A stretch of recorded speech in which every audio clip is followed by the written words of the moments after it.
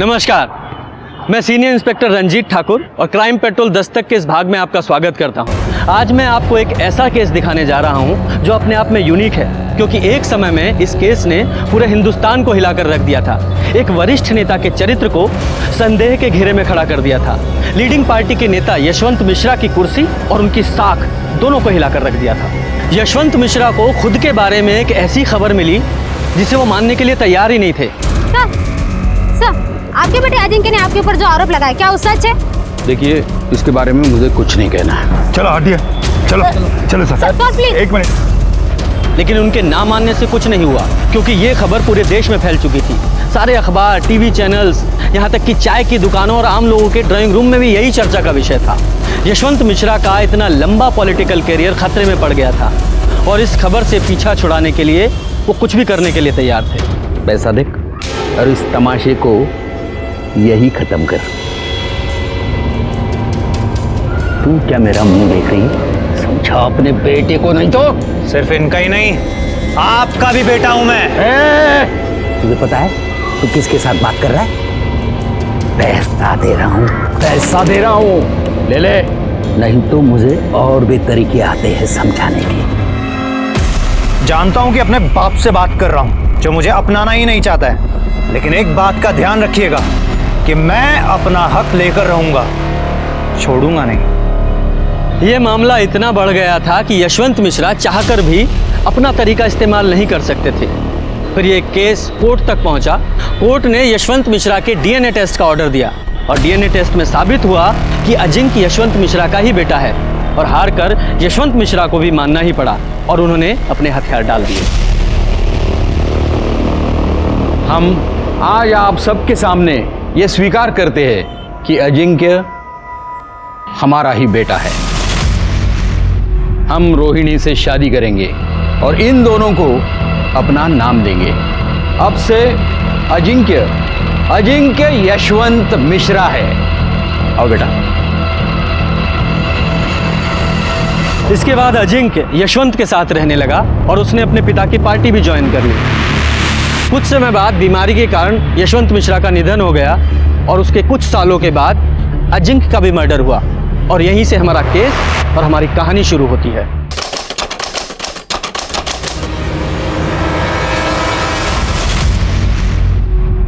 Hospital लाने से पहले इनकी डेथ हो चुकी थी। डेथ का कोई रीजन? डिटेल एग्जामिन के बिना कुछ कहा नहीं जा सकता है। नाक से ब्लड आया है और गर्दन के ऊपर भी काफी निशान है।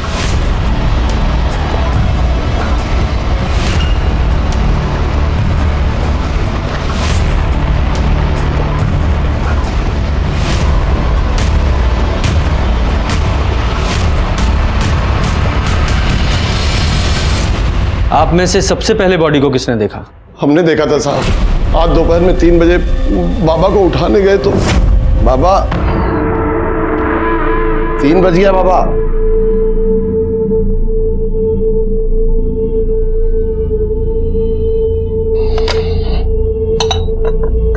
बाबा बाबा प्रोजेक्टा बिटिया, क्या हुआ एकनाथ? बाबा उठ नहीं रहे हैं, चाय नहीं पी है, 3 बज गए। चलो आओ देखते हैं। देखिए अभी तक सो रहा है। अजिंक्य उठो, अजिंक्य।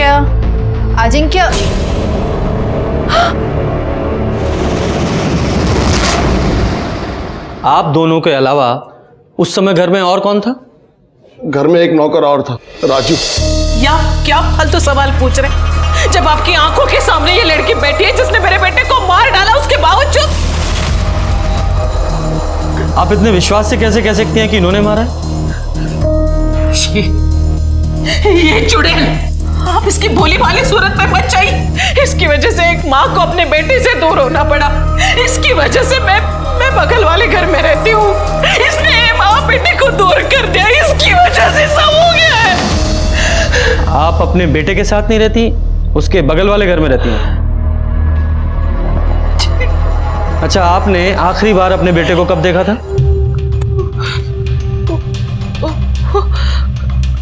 कल। आज सुबह भी मैं घर गई थी।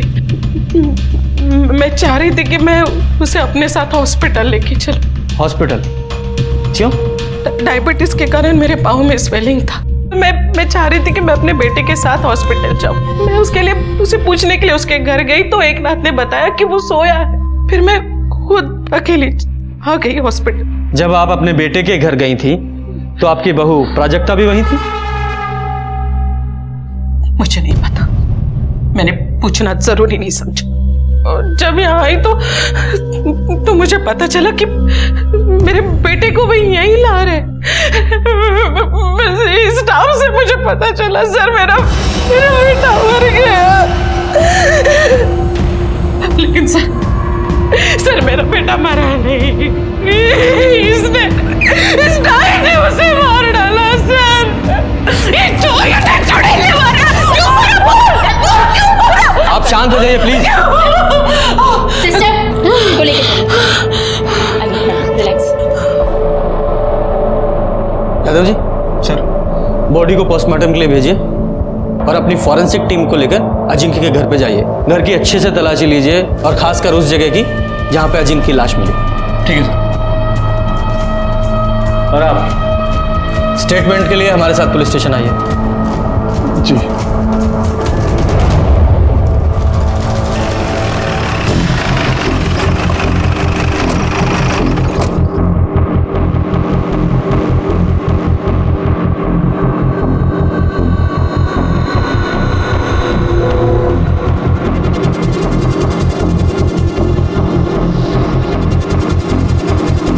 ये ब्लड सैंपल कलेक्ट कर लो और ये चादर को भी फॉरेंसिक के लिए भेज दो।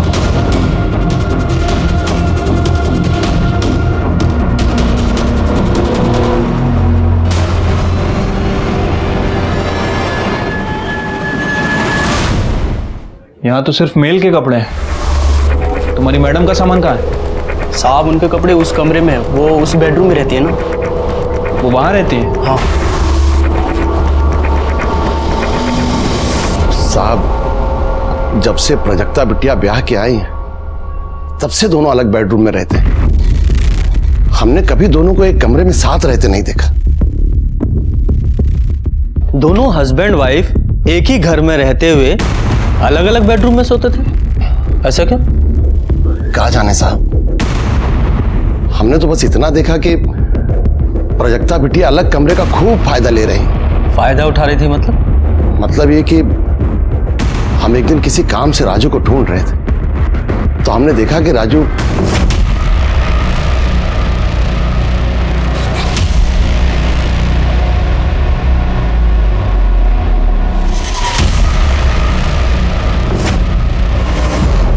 साहब हम तो रसोइये हैं, खाना बनाना और परोसना हमारा काम है। ज़्यादातर हम किचन में ही रहते हैं।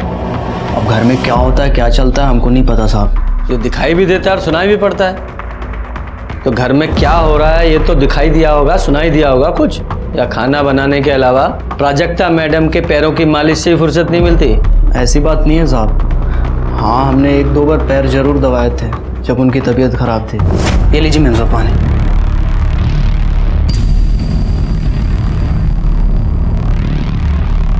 और मेरे पैर बहुत दुख रहे हैं राजू।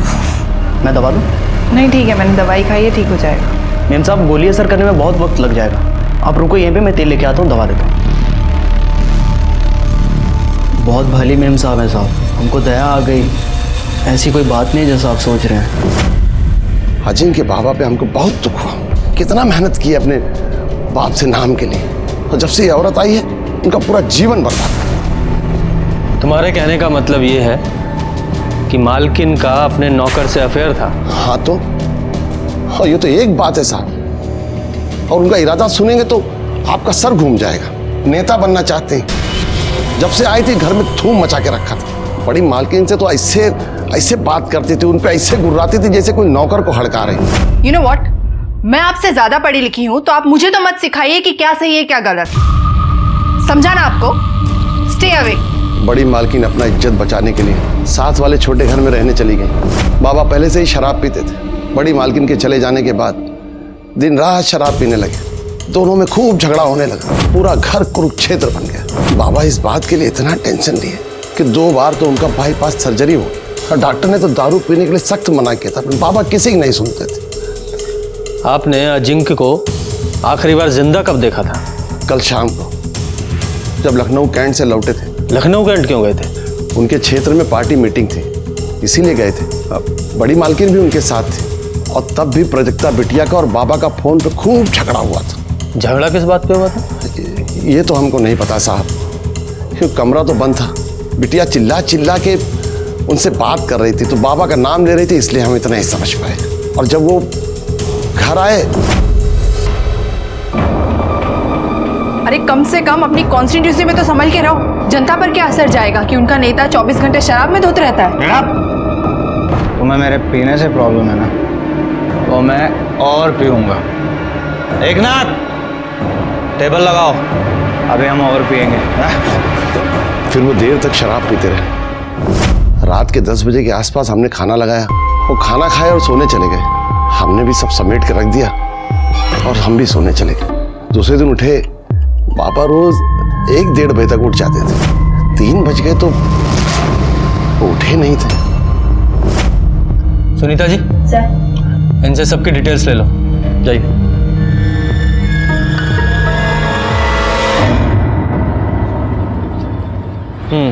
Thank you. लो Yadav ji. Thank you sir. Yadav ji, ये सबसे पहले ना हमें इस केस के लिए ये मिश्रा फैमिली है, इसकी इंटरनल प्रॉब्लम को फिगर आउट करना पड़ेगा और उसके लिए प्राजक्ता को काउंटर करना बहुत ज़रूरी है। Right sir. वैसे वो रोहिणी और एकनाथ भी प्राजक्ता के बारे में ही बोल रहे थे, और सर रोहिणी ने तो यहाँ तक कह दिया था कि प्राजक्ता ही मर्डरर है। उसके कहने से क्या होता है? हमें सिक्के का दूसरा पहलू भी तो देखना है, और उसके लिए सबसे पहले हम कल सुबह प्राजक्ता से बात करेंगे।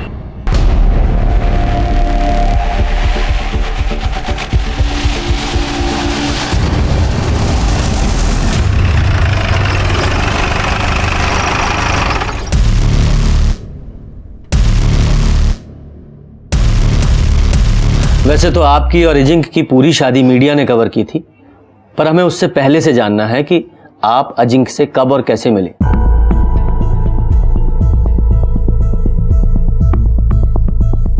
हमारी मुलाकात 3 साल पहले मैट्रिमोनी साइट में हुई थी। उस वक्त मैं एनजीओ में काम करती थी। घर वालों की तरफ से शादी का प्रेशर था, इसलिए मैट्रिमोनी साइट में अकाउंट खोला था। वहीं मुझे अजिंक्य मिले थे। फिर मैंने अजिंक्य को कांटेक्ट किया और कुछ मुलाकात में ही हम एक दूसरे को पसंद करने लगे। फिर हमने डिसाइड किया कि शादी से पहले हमें कुछ वक्त लिव इन में बिताना चाहिए ताकि एक दूसरे को समझ सके, और ये जानना भी ज़रूरी था कि हम शादी के बाद पूरी ज़िंदगी एक दूसरे के साथ रह सकते हैं या नहीं। 1 साल लिव इन में बहुत अच्छे से गया और उसके बाद हमने शादी कर ली। जब हम लिव इन में थे तब अजिंक्य ड्रिंक करते थे, पर ओकेशनली करते थे। फिर शादी के बाद पता नहीं क्या हुआ उन्हें, जो 24 घंटा शराब में धुत रहते थे। इस वजह से हमारे झगड़े भी होते थे, लेकिन हमारे झगड़े का कारण सिर्फ शराब नहीं थी। मतलब मिश्रा फैमिली का पास्ट, स्पेशली अजिंक्य का, जो बार बार हमारे रास्ते की दीवार बन रहा था। कैसा पास्ट? मीनल शर्मा, वो हमारी शादी के सख्त खिलाफ थी। उन्हें कन्विंस करने के लिए मैं उनके घर तक गई थी। अरे प्राजक्ता, तुम्हें ऐसा क्यों लगा कि मैं तुमसे नाराज होंगी? बल्कि मैं तो बहुत खुश हूँ कि अजिंक्य तुमसे शादी कर रहे हैं। मैं तुम्हारी शादी में जरूर आऊंगी। लेकिन फिर भी वो हमारी शादी में नहीं आई। वो आपकी शादी के खिलाफ क्यों थी? इंस्पेक्टर, कहने को तो मीनल अजिंक्य की दूर की भाभी है, लेकिन कोई भी उन्हें देखकर बोल सकता था कि वो लवर्स हैं। अजिंक्य अपना अधिकतर वक्त उसके साथ बिताते थे, घंटों उससे बात करते थे। फिर एक दिन मैंने उन्हें टोका तो वो बोले कि तुम्हारा दिमाग खराब है क्या? मुझे मेरी अपनी भाभी से मिलने और उससे बात करने में तुम्हें क्या प्रॉब्लम है? तुम कहीं वो टिपिकल बीवी की तरह मेरी लाइफ को कंट्रोल तो नहीं करना चाहती? फिर कुछ दिन बाद मैं मैके चली गई और एक दिन अचानक बिना बताए आ गई।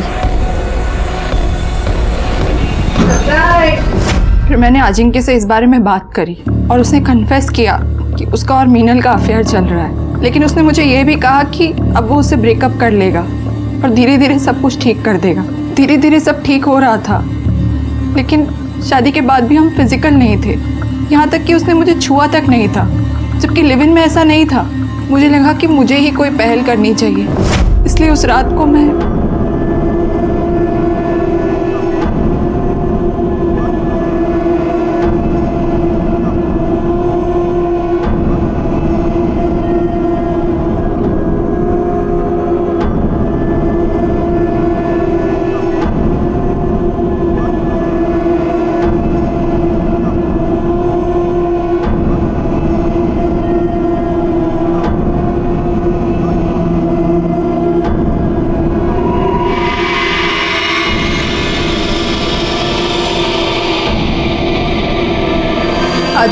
कभी मेरे पास आने का इनिशिएटिव नहीं लिया।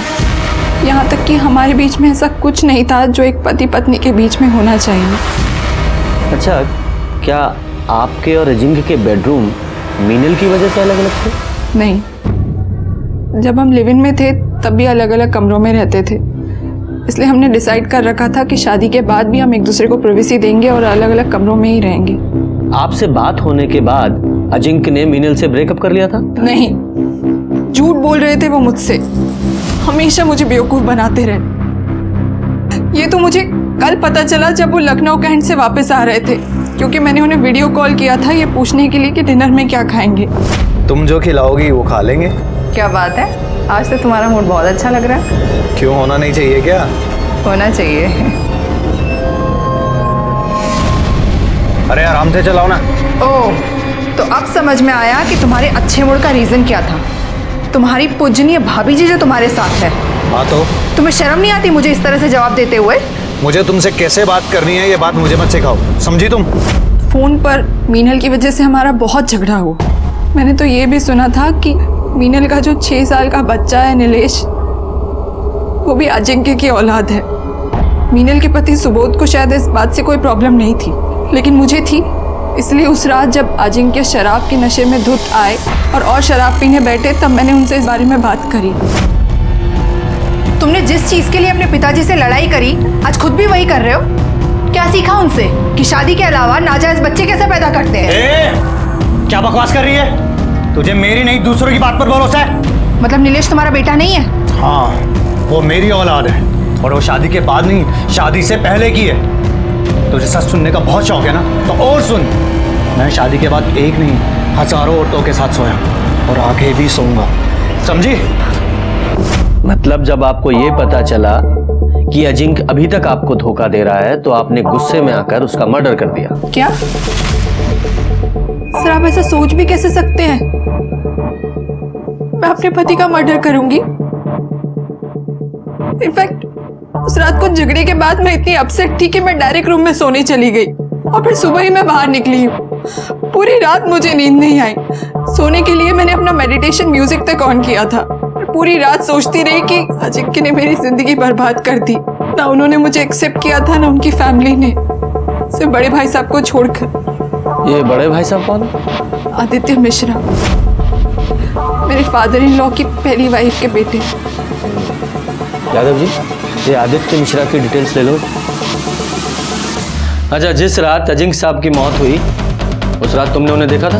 नहीं साहब, उनका खाना हम नहीं, हमेशा एकनाथ जी परोसते हैं। एकनाथ जी ने बोला कि वो देख लेंगे, हम जा सकते हैं, इसलिए किचन समेट के हम सर्वेंट क्वार्टर की तरफ सोने के लिए जा रहे थे। तभी गांव से जोरू का फ़ोन आया और कमरे में सिग्नल नहीं आता सर, तो इसलिए बंगले के बाहर बात करने के लिए चले गए। तो वहीं आदित्य साहब को आते हुए मैंने देखा था।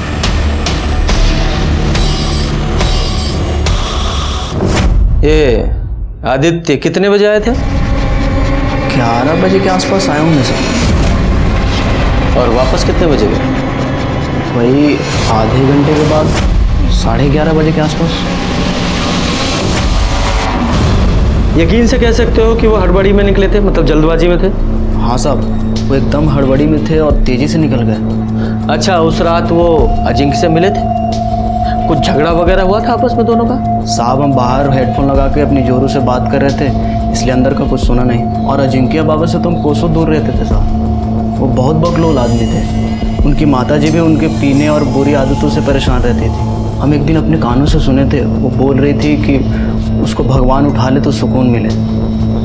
यादव जी सर, इसकी डिटेल्स ले लो, और ये आदित्य को पुलिस स्टेशन बुलाओ पूछताछ के लिए। ठीक है सर। पोस्टमार्टम रिपोर्ट का क्या हुआ? कल तक आ जाएगी सर।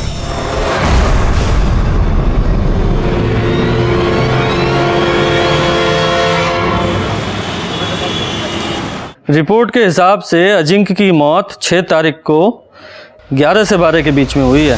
हाँ सर, और बॉडी को सबसे पहले एकनाथ ने देखा था दोपहर 3 बजे के आसपास, ऑलमोस्ट 15 घंटे बाद। ब्लड में अल्कोहल की भारी मात्रा भी है, गले पे खरोंच के निशान भी। सर हो सकता है कि पहले उसका गला दबाकर उसे मारने की कोशिश की गई हो, दोनों के बीच स्ट्रगल हुआ हो और इसी वजह से किलर के नाखूनों में विक्टिम की स्किन फंस गई हो। हाँ, लेकिन इस बिना पे किलर को ढूंढना बहुत मुश्किल है। ऑलमोस्ट 2 दिन हो गए। खैर, इस पीएम रिपोर्ट से एक बात तो साफ है कि ये मौत एक्सीडेंटल नहीं है, इसका मर्डर ही हुआ है। उस बाल का क्या हुआ जो अजिंक्य के बेड पे मिला था? सर, फॉरेंसिक टीम के मुताबिक वो बाल अजिंक्य का ही है। अब तक की इन्वेस्टिगेशन के हिसाब से परिवार के सभी लोगों के पास अजिंक्य के मर्डर का मोटिव तो था, इसलिए सब पे नजर रखनी पड़ेगी। एक काम करो, पूरी फैमिली के सीडीआर रिपोर्ट निकालो और नौकरों की भी। ठीक है सर। सर, आदित्य मिश्रा 6 तारीख से लापता है और उसका फोन भी नॉट रीचेबल है। ये राजू ने बयान दिया था कि आदित्य मिश्रा अजिंक्य के घर में रात को 11 बजे घुसा था और 11:30 बजे बाहर निकल गया था, और अजिंक्य का मर्डर भी 11 से 12 के बीच में हुआ है। कहीं ये आदित्य मिश्रा ही तो उसका मर्डर करके नहीं निकल गया? गायब भी है। सुनीता जी, इस आदित्य मिश्रा के कॉल रिकॉर्ड्स और लोकेशन निकलवाओ। सर।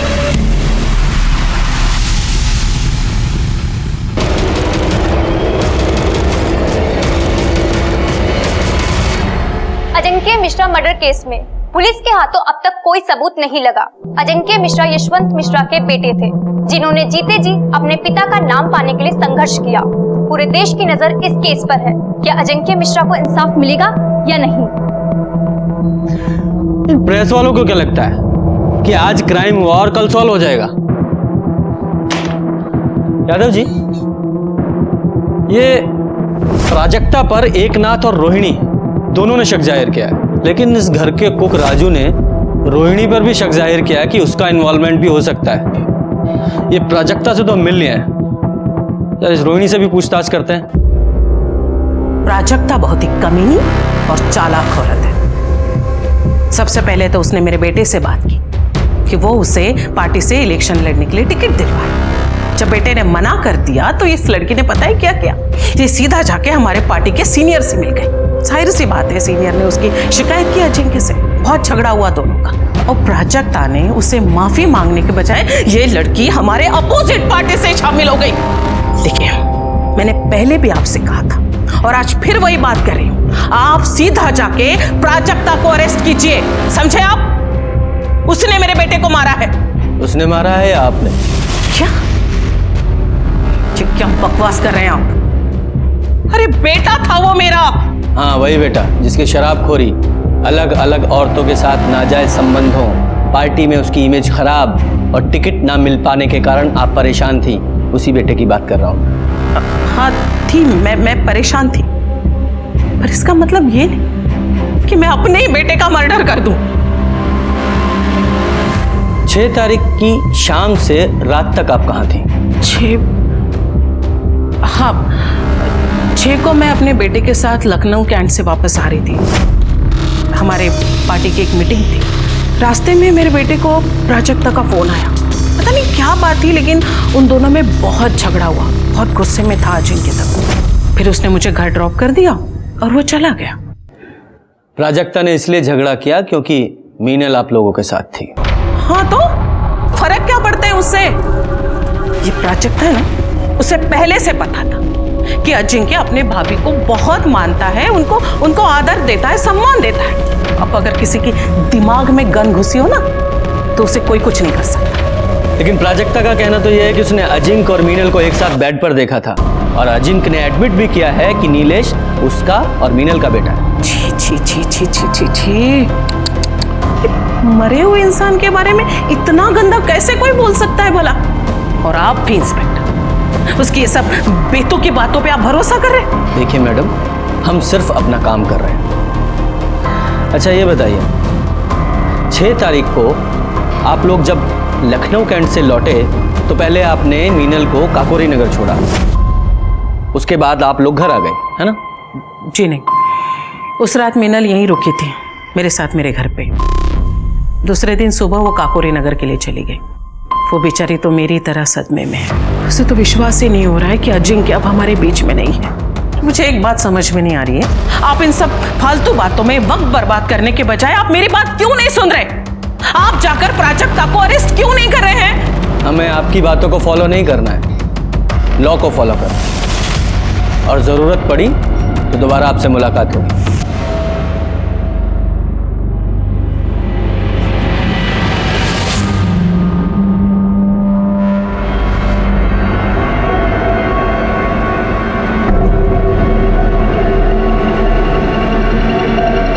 हाँ सुनो, अभी पुलिस आई थी पूछताछ करने, तुमसे भी पूछताछ करेंगे। संभाल के रहना, संभाल के जवाब देना।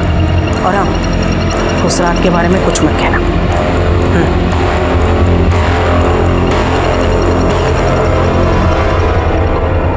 यादव जी सर, ये रोहिणी बार बार प्राजक्ता को ब्लेम कर रही है, इसका कोई तो रीजन होगा।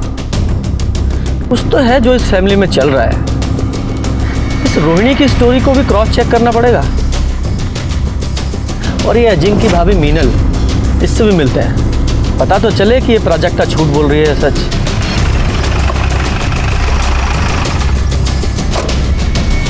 प्राजक्ता इतनी कमीनी है कि उसे अच्छी तरीके से मालूम था कि अजिंक्य मेरे भाई जैसा था, फिर भी उसने मुझे और अजिंक्य को बदनाम करने में कोई भी कसर नहीं छोड़ी। और उसका साथ दिया उस आदित्य ने, क्योंकि उसे अचानक से आया ये नया भाई बर्दाश्त नहीं हो रहा था ना, जो उसकी प्रॉपर्टी में आधे का हिस्सेदार बन गया था।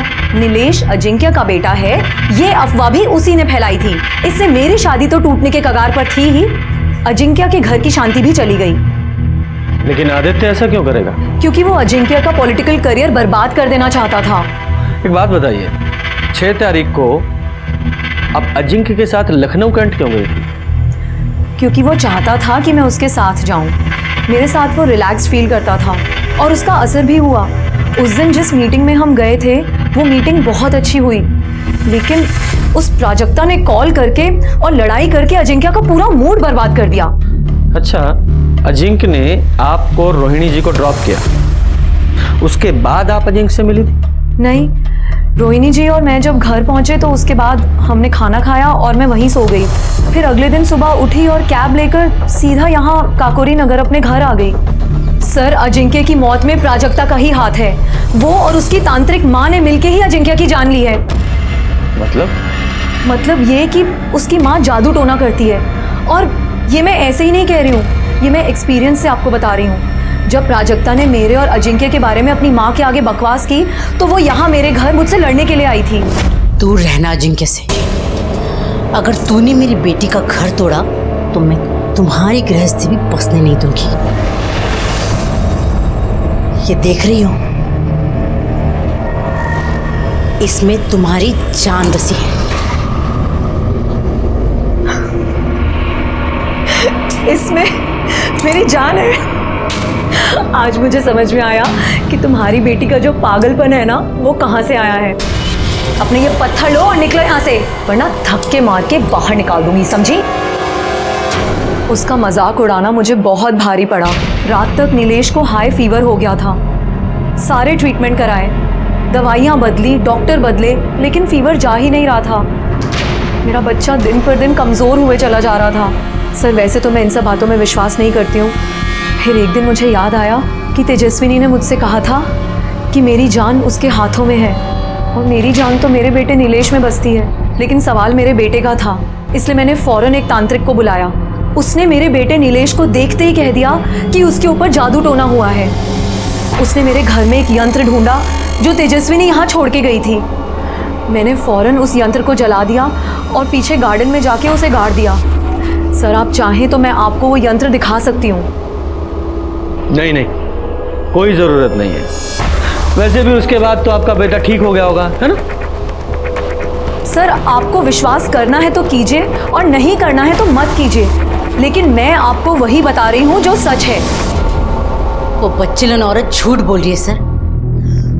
पति तो उसका सिर्फ नाम का है, सारे सुख तो उसे अजिंक्य ही दे रहा है, बिस्तर से लेकर औलाद तक। सच बोलेगी तो फंस जाएगी, इसीलिए झूठ बोल रही है। प्राजक्ता ने भी मुझे बताया था कि उसने खुद उन दोनों को हम बिस्तर होते हुए देखा है, और अजिंक्य ने यह भी मान लिया था कि नीलेश उसी का बेटा है। मीनल ही क्यों?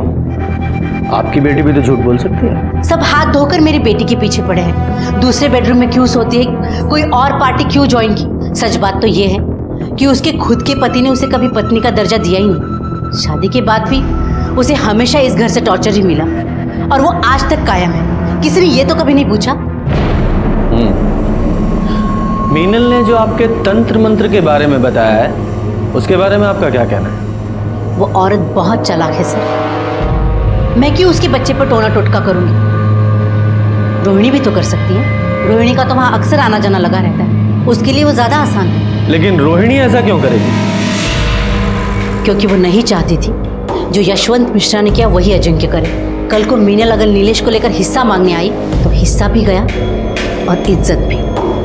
और हाँ, मैं कोई टोना टोटका नहीं करती सर, ईश्वर पर पूरी श्रद्धा है मेरी, और अपने अध्यात्म के ज्ञान को बढ़ाने के लिए मैं महाराज विश्वकर्मा के शरण में हूँ, ना कि कोई क्राइम करने के लिए।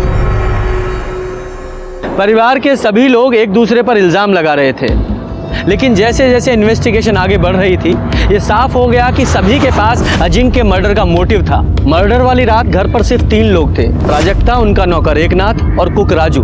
राजू नया था और उसकी ड्यूटी सिर्फ किचन तक थी, इसलिए वो प्राइम सस्पेक्ट नहीं था, लेकिन फिर भी हमने उसे क्लीन चिट नहीं दी थी। लेकिन एकनाथ वो पुराना और वफादार नौकर था, उसके ऊपर बहुत सारी जिम्मेदारियां थी और जिसमें से एक जिम्मेदारी सीसीटीवी फुटेज की भी थी। इसलिए हमने सोचा कहीं उसने रोहिणी या आदित्य के कहने पर ही तो अपनी वफादारी दिखाने के लिए अजिंक्य को नहीं मार दिया। और तभी हमें अजिंक्य के मेन गेट की सीसीटीवी फुटेज में कुछ पॉसिबिलिटी नजर आई। ये देखिए सर, ये रात 10:30 बजे का फुटेज है। 10:30 बजे कैमरा बंद होता है और 10:32 पे दोबारा स्टार्ट होता है। मतलब 2 मिनट के लिए कैमरा बंद था। अरे देखो, राजू फोन पे घर से बाहर निकल रहा है बात करते हुए, और ये आदित्य ये अंदर जा रहा है। क्या टाइम है? 11 बजे। आगे करो। 11:28 पे ये बाहर निकल रहा है। एक और बात सर, ये देखिए, ये रात 12:30 बजे का फुटेज है। 12:30 बजे कैमरा ऑफ होता है और 12:45 पे दोबारा ऑन होता है। दोबारा ऑफ किया गया 15 मिनट के लिए और पहली बार 2 मिनट के लिए। ये दोनों बार सीसीटीवी किसने ऑफ किया होगा? घर में तो 3 ही लोग थे, प्राजक्ता, एकनाथ और राजू। यादव जी, हो सकता है इन्हीं कुछ मिनटों में इस केस का सॉल्यूशन छुपा हो। अब मानते हैं कि सीसीटीवी की जिम्मेदारी हमारे ऊपर थी साहब, लेकिन हमको नहीं पता कि कैमरा ऑन ऑफ कब हुआ सर। हमने देखा नहीं क्योंकि ऐसा पहले कभी हुआ नहीं सर। ठीक है, तुम्हारी बात मान लेते हैं कि तुम्हें नहीं पता चला कि सीसीटीवी कैमरा कब ऑन ऑफ हुआ, लेकिन तुम्हें यह तो अच्छी तरह पता था कि उस रात आदित्य घर आया था और आधे घंटे रुका था। ये बात पुलिस से क्यों छुपाई? और तूने अजिंक्य को अकेले मारा या आदित्य के साथ मिलकर मारा? और ये आदित्य कहाँ है? नहीं साहब, हमने किसी का मर्डर नहीं किया साहब। हम सच कह रहे हैं, हमने किसी का मर्डर नहीं किया। देख, सच सच बता दे, आदित्य वाली बात क्यों छुपाई? वरना ईमानदारी दिखाने लायक तू नहीं रहेगा। बोल। आदित्य बाबा वो रात को 11 बजे आए थे सर। एकनाथ जी, मीनल को यहाँ बुलाओ अभी के अभी। अजिंक्य बाबा को बुलाने चले गए। हम जब मीनल को बुला के आए तो आदित्य बाबा बाहर आए और बोले कि अजिंक्य बाबा नशे में दूध थे, उठ नहीं रहे। इतने में मीनल आ गई तो वो मीनल से बोले कि अजिंक्य बाबा को उठा कर ला। तभी पीछे दरवाजे से कुछ आवाज आई तो मीनल आई है यहाँ? जी, वो अजिंक्य बाबा के रूम में गई। अजिंक्य ने बहुत पी ली है, वो नहीं उठ रहा है। नहीं उठ रहा है? उठाओ उसे, क्योंकि मुझे आज ये बात साफ करनी है कि नीलेश अजिंक्य का बेटा है या नहीं। उससे क्या पूछना है, मैं ही बता देती हूँ। नीलेश अजिंक्य का ही बेटा है और इस प्रॉपर्टी में बराबर का हकदार भी है, और मेरे बेटे को उसका हक लेने से कोई भी नहीं रोक सकता, तुम भी नहीं, समझे?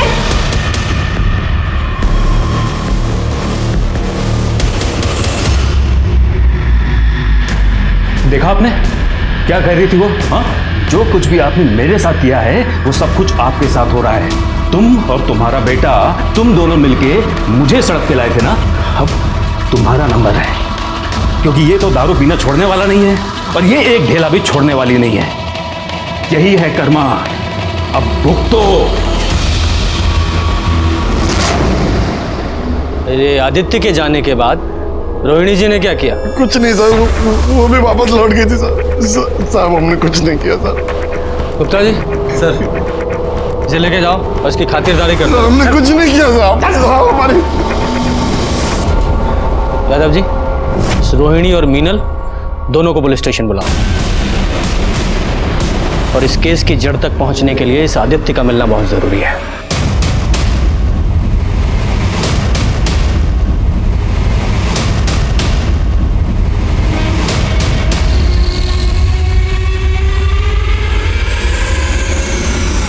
ये सच है कि मेरे बेटे नीलेश का असली फादर अजिंक्य ही है। शादीशुदा होने के बावजूद मेरा अजिंक्य के साथ अफेयर था। मैं नहीं चाहती थी कि उसकी शादी किसी और के साथ हो। अजिंक्य के खाना खाने और सोने जाने वाली स्टोरी के अलावा 6 तारीख की रात को और क्या हुआ था? देखिए, एकनाथ मुझे बुलाने के लिए आया। उसने बताया कि आदित्य आया हुआ है और किसी इम्पोर्टेंट मैटर पे उसको बात करके आज ही उसे ख़त्म करना है। तो मैं पीछे के रास्ते से अजिंक्य के घर गई। आदित्य ने मुझे अजिंक्य को उठाने के लिए कहा। इतनी रात को मुझे यहाँ क्यों बुलाया है? मुझे तुमसे कुछ बात करनी है। मुझे तुमसे कोई बात नहीं करनी है। बाद में पछताने से अच्छा है कि अभी सब कुछ क्लियर हो जाए। जाओ जाके अजिंक्य उठाओ। ठीक है। मैं अजिंक्य के रूम की तरफ जा रही थी तो प्राजक्ता के कमरे से मोटिवेशनल म्यूजिक की आवाज़ आ रही थी। मुझे लगा कि वो सो गई। अजिंक्य ने मुझे उसकी इस आदत के बारे में बताया था। मैं अजिंक्य के रूम में गई और उसे उठाने लगी।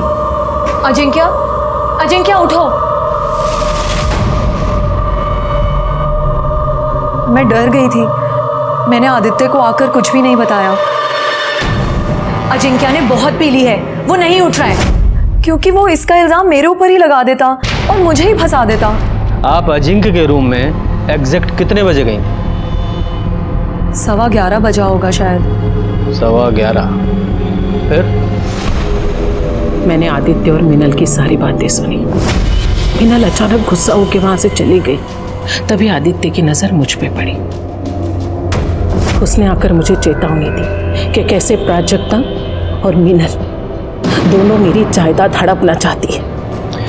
फिर आपने क्या किया?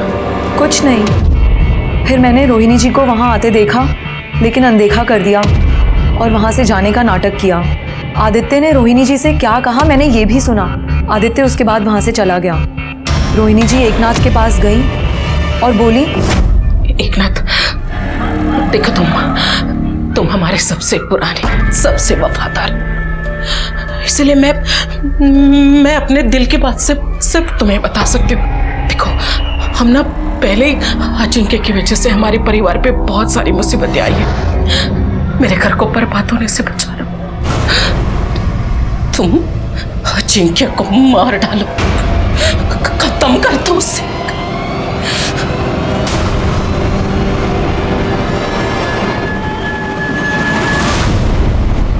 तो तुम्हारी इस कहानी के अनुसार रोहिणी एकनाथ से एक मरे हुए आदमी को मारने के लिए कह रही थी। मैं कहानी नहीं बना रही हूँ सर, मैं सच कह रही हूँ। यादव जी, अगर इस मीनल की बात माने कि उसने रोहिणी को एकनाथ से यह कहते सुना कि एकनाथ जाकर अजिंक्य को मार दे, तो यह बात सही नहीं लगती, क्योंकि जिस समय वो कह रही थी उस समय तक तो अजिंक्य मर चुका था। इसका मतलब रोहिणी या एकनाथ दोनों में से कोई मर्डर नहीं हो सकता, क्योंकि उस समय तक तो अजिंक्य मर चुका था। अब घर में बचे 3 लोग, प्राजक्ता, आदित्य और खुद मीनल। सर, मिश्रा फैमिली के कॉल रिकॉर्ड्स आ गए हैं। सर, बाकी सब में तो कुछ खास नहीं मिल रहा है, लेकिन सर मिश्रा हाउस के लैंडलाइन से रात को 10:30 और 2 बजे 2 कॉल्स किए गए हैं, और ये कॉल्स जिन्हें किए गए हैं वो काफ़ी इंटरेस्टिंग है। देखिए। यादव जी, आप भी देखिए। उठाओ इसे। तब तक हम प्राजक्ता से बात करते हैं। ठीक है साहब।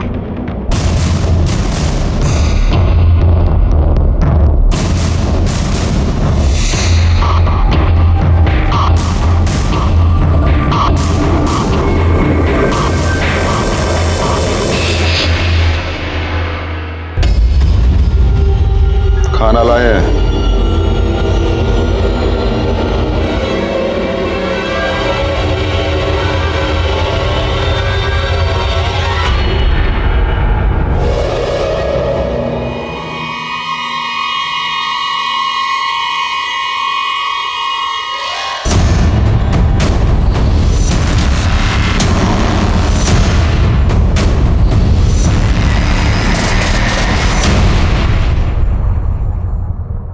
प्राजक्ता की माँ तेजस्विनी ने मुझे फ़ोन किया था कि अजिंक्य ने कन्फेस किया है कि नीलेश उसका बेटा है, और मुझे पता था कि मीनल रोहिणी के घर में रुकी हुई है। मैं मीनल और अजिंक्य से सिर्फ ये कंफर्म करना चाहता था कि नीलेश अजिंक्य का बेटा है या नहीं। और इस सिलसिले में मीनल और रोनी ने आपको जो कुछ बताया है वो सच है, लेकिन ये सच नहीं है कि मैंने अजिंक्य को मारा है।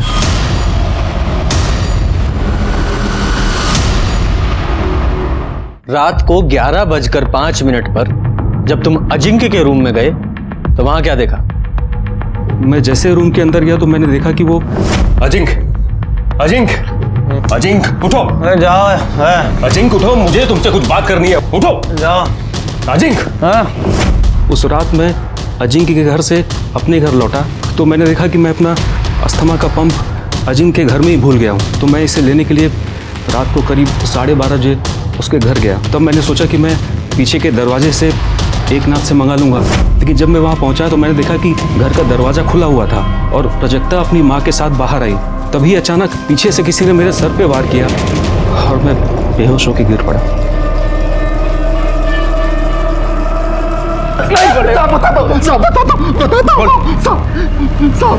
हम नीचे थे, जैसे मैडम का गाड़ी में इंतजार कर रहे थे तभी आदित्य उन पर किसी बात को लेकर चिल्ला रहा था। हमें लगा साहब कि वो उनको नुकसान न पहुंचा दे, इसलिए हम पीछे से गए और उन पर हमला कर दिया साहब। उनको वहीं बंधक बना के रखा साहब। हमने ये अपनी मर्जी से नहीं किया साहब। किसकी मर्जी से किया?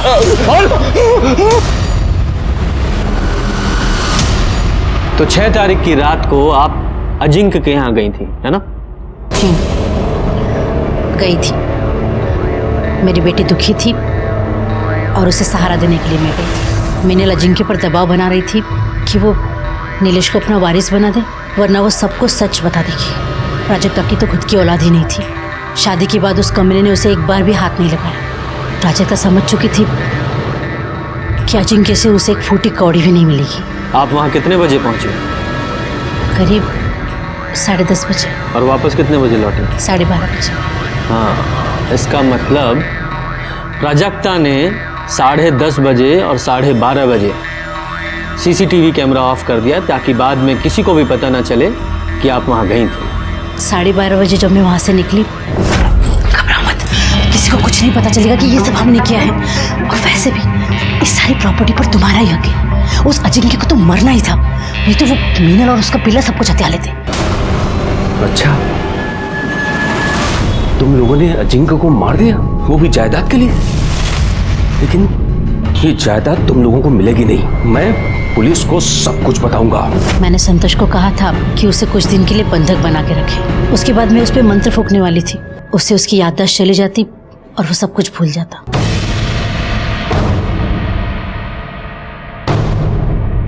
मैं बताता हूं 6 तारीख की रात को एग्जैक्टली क्या हुआ था।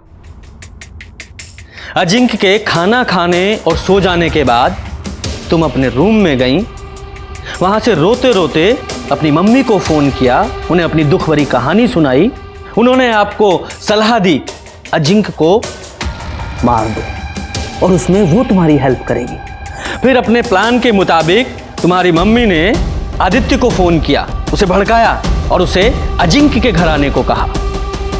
और उसमें अपना फोन वो अपने घर पे ही छोड़ दिया ताकि हम लोकेशन ट्रेस ही ना कर पाए। आपकी लैंडलाइन के कॉल रिकॉर्ड्स के मुताबिक रात को आपकी मदर के ड्राइवर संतोष को कॉल किया गया था। 10:30 बजे जब वो तुम्हारे घर पहुंची तो तुमने वहां सीसीटीवी ऑफ कर दिया ताकि बाद में भी किसी को पता ना चले। उसके बाद तुम माँ बेटी तुम्हारे रूम में चले गए। उसके बाद आदित्य वहां पहुंचा, तुमने देखा उसने वहां झगड़ा किया। तुम लोगों ने सोचा कि इस झगड़े का फायदा उठाया जाए और जब आदित्य अजिंक्य के कमरे से बाहर निकल रहा था उसके बाद तुम दोनों माँ बेटी उसके रूम में गए और तुमने अजिंक्य को गला दबाकर मारने की कोशिश की, जिस कोशिश में उसकी गर्दन की स्किन तुम्हारे नाखूनों में आ गई। तो फिर भी नहीं मरा तो तुमने तकिए से उसका दम घोट दिया। वो बेचारा विरोध भी नहीं कर पाया क्योंकि वो शराब के नशे में धुत था। उसके बाद तुम अपनी माँ को लेकर फिर अपने रूम में आ गई, आराम से लाइट्स ऑफ की, म्यूजिक चला दिया ताकि यही लगे कि तुम आराम से सो रही हो। उसके बाद तुम लोगों ने सबके जाने का वेट किया और 12:30 बजे तुमने वापस सीसीटीवी ऑफ किया और अपनी माँ को बाहर छोड़ने आई। तभी आदित्य वहां पहुंच गया और तुम यहां। यही सच है ना? लालच और नफरत अगर आसपास हैं मतलब ये जुर्म की दस्तक है। इसी के साथ मैं सीनियर इंस्पेक्टर रंजीत ठाकुर आपसे विदा लेता हूं। फिर मिलेंगे किसी नए केस के साथ। तब तक देखते रहिए क्राइम पेट्रोल दस्तक, क्योंकि मकसद बताना नहीं, बचाना है।